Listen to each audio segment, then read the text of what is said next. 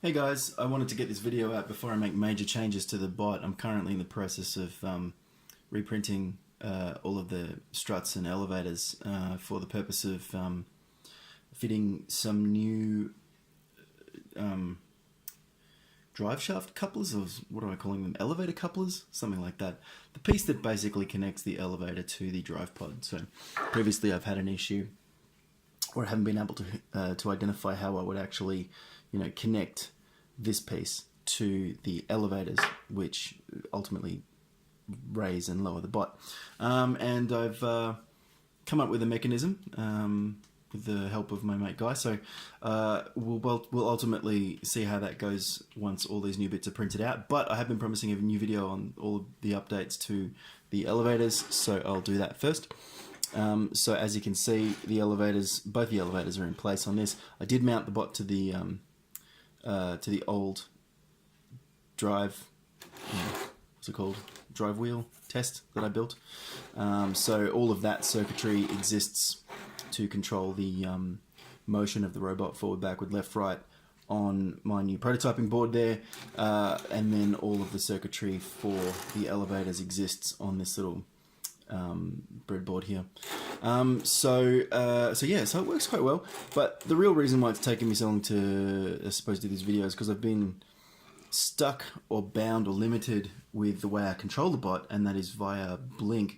Blynk is on the same mobile phone that I use to film these videos, so it's quite challenging to come up with ways that I can raise and lower the elevators and record the video at the same time.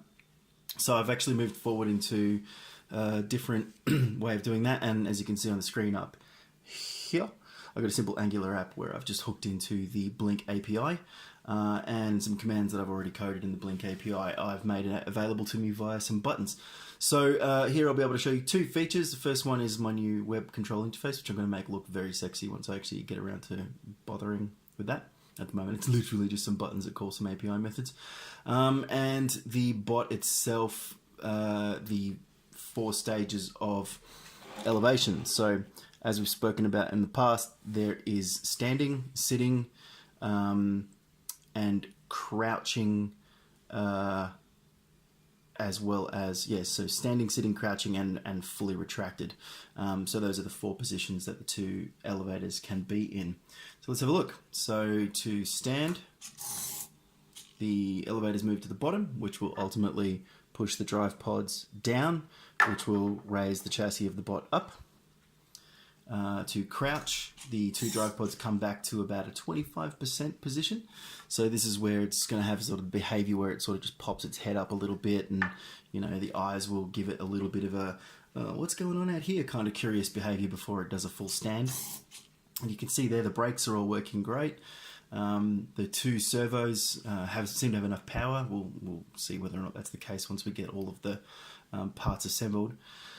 And then the final one is similar to crouch. So crouch is at 25%, but sit is where the back legs retract fully and the front legs are slightly extended. And what that will mean is that the bot will sit on its hind legs, something like that, with its front legs extended, to sort of, be cute. After all, this is a CubiePie robot. The idea is that it's going to have this cute style behavior and hopefully feel somewhat personable. So I'm pretty happy with this. Once again, going through the Blynk API, there's about 100 to 150 milliseconds of delay as it goes through the interwebs and comes all the way back down to my ESP32 sitting there on top. When and if I can be bothered, I'll probably do a... I'm actually considering changing the ESP32 to a Raspberry Pi. There's a new very, very small Raspberry Pi with a similar number of GPIOs that I might be able to use that draws a similar amount of current. Actually, it's a little bit more. This thing sips at about 32 milliamps, and the Raspberry Pi draws about 100 to 115 thereabouts on standby, but it enables much more complicated programming, which I'm kind of interested in due to the level of autonomous behavior I want this bot to have when it's finished. But for the moment, the ESP is doing a great job, and Blynk, ultimately, it's not designed to be remote controlled, so that 100 milliseconds is more than sufficient.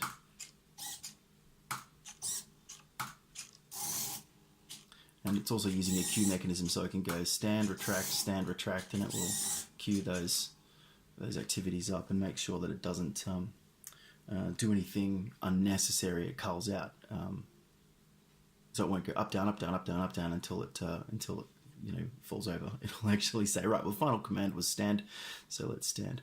All right, so that should do it for today. Essentially what's coming off the printer right now, new outer struts, new middle struts, new inner struts, new drive pods, new elevators, and the new elevator drive pod coupler, which will bind to that elevator front and back, single piece.